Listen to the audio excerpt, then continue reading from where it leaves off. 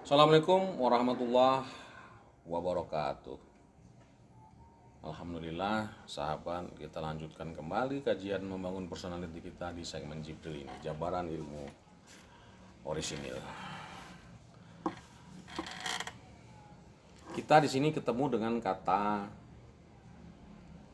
akal ya, yang berbentuk kata kerja, takkilun. Afala takkilun.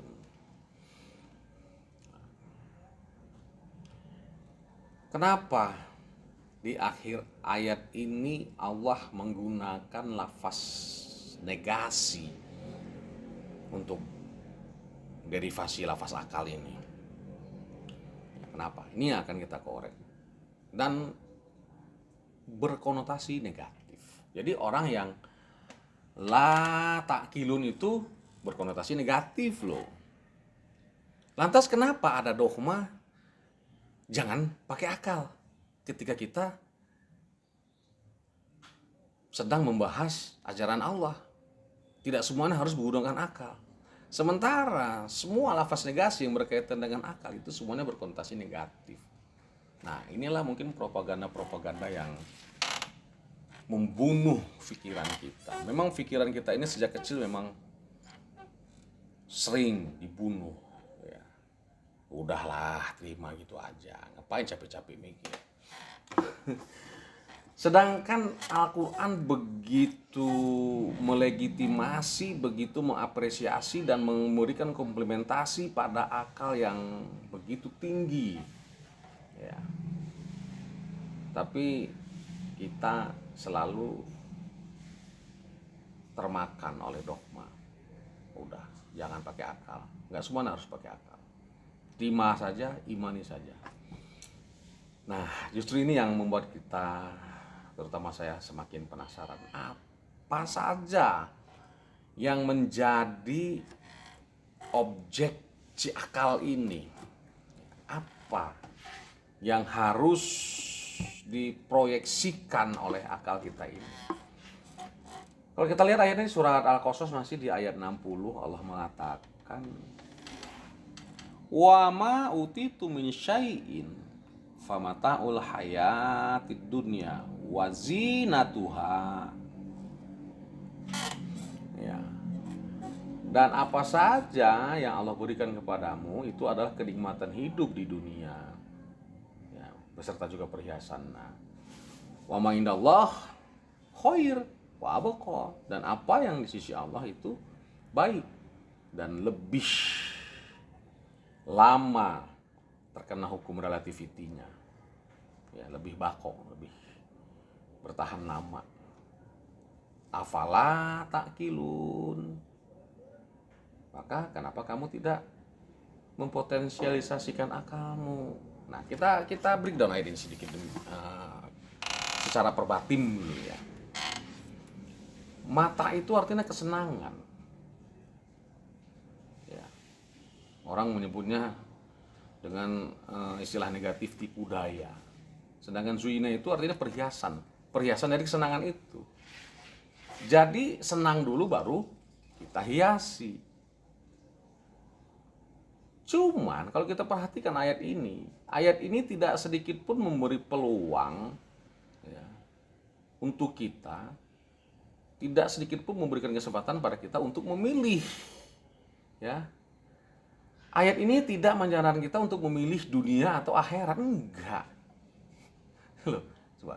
Ada enggak konotasinya seperti itu? Pada lafaz mana? Enggak ada. Allah sebenarnya mengatakan, wa ma indallah khairu wa abqa, afala ta'qilun. Nah, jadi tidak disuruh kita memilih, tapi berpikir. Bisa nggak ketangkep konteksnya? Allah tidak menyuruh kita memilih, tapi berpikir.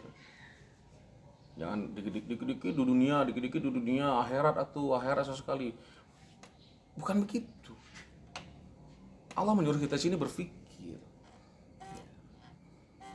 Kalau kita memilih itu dari yang baik-baik, ya, dicari yang terbaik. Komparasi itu antara yang baik, gitu kan, dan yang buruk. Allah menceritakan tentang aksesoris yang telah diberikannya.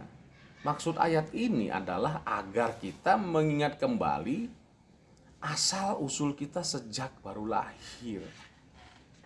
Begitu. Berarti kalaupun kita punya harta dan segalanya adalah eksistensial material. Begitu. Apapun yang ada dan diakui Allah itulah yang khair. Ya, lebih baik, benar, wajar. Nah, gitu. Nggak usah diseleksi lagi. Wajar kalau dia bakokan. Tidak punah dan tidak terkena teori relativitas. Begitu. Jadi nggak ada kesan di sini suruh memilih kan. Jadi masalah mata dan zina itu logis. Ya. Khairu abqa itu logis, merupakan hal yang logis. Yang nggak logis, ya, gitu.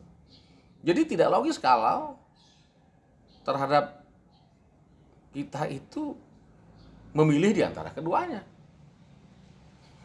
gitu kan? Yang nggak logis itu kalau mau langsung dapat ya khairu abqa itu nggak logis.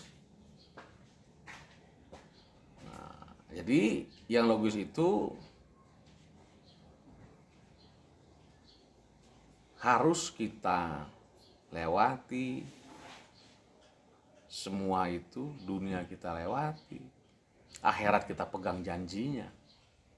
Nah, jadi di sini Allah ceritanya cerita iman. Kalau bicara tentang eskatologi, bukan cerita logika lagi. Berarti harus diimani sehingga menjadi logis untuk mendapat apa yang ada pada Allah. Jadi proyeksi akal itu harus digunakan selogis-logisnya untuk mengakuisisi dunia juga ukhrawi lewat janji Allah. Gitu. Dunia kita akuisisi, ukhrawi juga kita akuisisi karena dunia ini bukan makhluk hina. Ya, dunia ini bukan makhluk hina. Kenapa? Seakan-akan ketika kita bekerja untuk dunia, seakan-akan itu seperti pekerjaan yang menghinakan. Enggak. Dunia harus kita akuisisi dan ukhrawi juga harus kita akuisisi. Itu janji Allah. Nah, jadi gunakan akal itu selogis-logisnya. Jadi masalah dunia logis. Artinya masalah dunia itu bisa kita raih dengan menggunakan akal kita. Akal kita ini kalau dipakai ya. Cuman jarang yang pakai sih memang. Akal kita ini kalau dipakai bisa menyelesaikan masalah berjuta-juta ton sekalipun. Kalau kita gunakan akal kita, selesai. Masalah dunia, kalau kita gunakan akal kita, kecil. Masalah ukhrawi juga, kalau kita gunakan akal kita dengan logis. Logisnya apa? Ukhrawi itu masalah janji. Ukhrawi itu janji Allah. Maka janji Allah itulah yang kita pegang dengan logis. Demikian. Assalamualaikum warahmatullahi wabarakatuh.